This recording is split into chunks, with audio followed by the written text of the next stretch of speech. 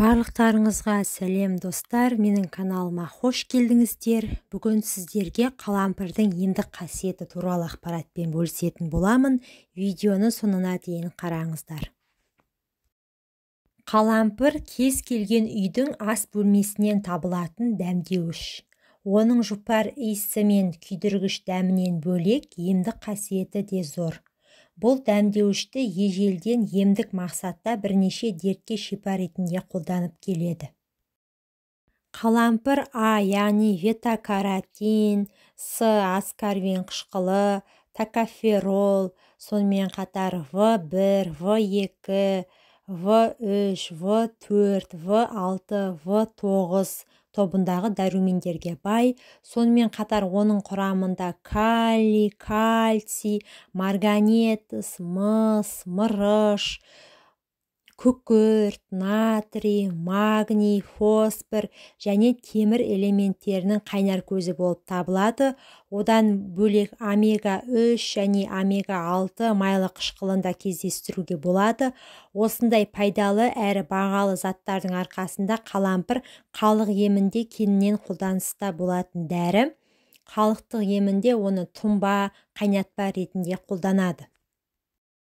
Тұнба үшін 1 қасық қалампырды 1 литр қайнаған суға салып, тұндырып қоясыз.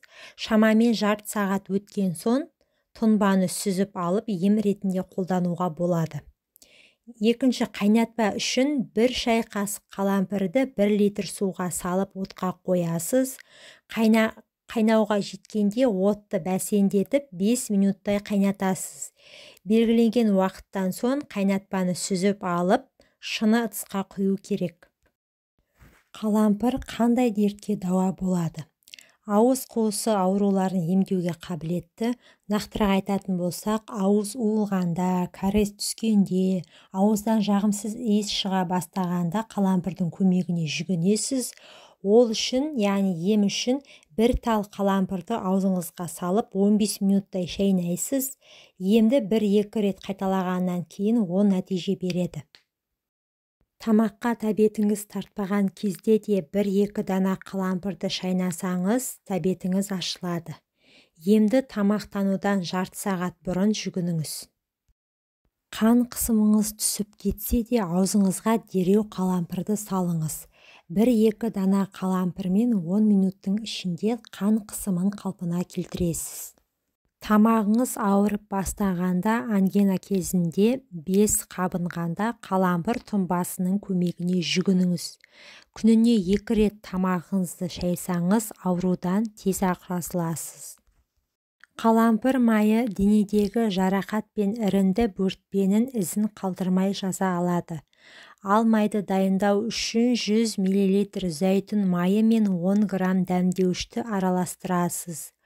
Оны орташа отқа қойып қайнауға дейін жеткізіңіз. Дайын болған майды сүзіп алып, шыны ыдысқа құйыңыз. Емдік майды мейлінше тозаңғышта сақтағаныңыз дұрыс.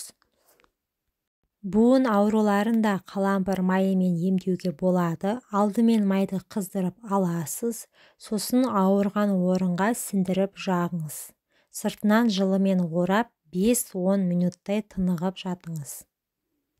Егер бетіңізге сыздауық шығып жаныңызға батса, онда теріңізді қалампыр тұнбасымен сүртіңіз. Бұл дәріханадағы қымбат дәрілерден әлдеқайда пайдалы әрі тез нәтиже береді. Қант диабетімен ауырғандарға қалампыр тұнбасын ішуге кеңес беремін. Бұл да өз кезегінде дертіңізге дауа болып, саулығыңызды сақтай алады. Қалампырдың құрттан да құтқаратын қасиеті бар. Ол үшін күн сайын шым-шым қалампырды ішке қабылдайсыз. Қалампырдың мөлшерін күн сайын көбейтіп отыру керек. Алғашқы күні шым-шым, екінші күні шай қасықтың ұшымен қабылдайсыз. Емді айға жалғастырасыз. 1 айға дейін 1 ас қасыққа жеткізу керек. Назарларыңызға рахмет. Менің каналыма тіркелуді ұмытпаңыздар. Пайдаларыңызға жарасын.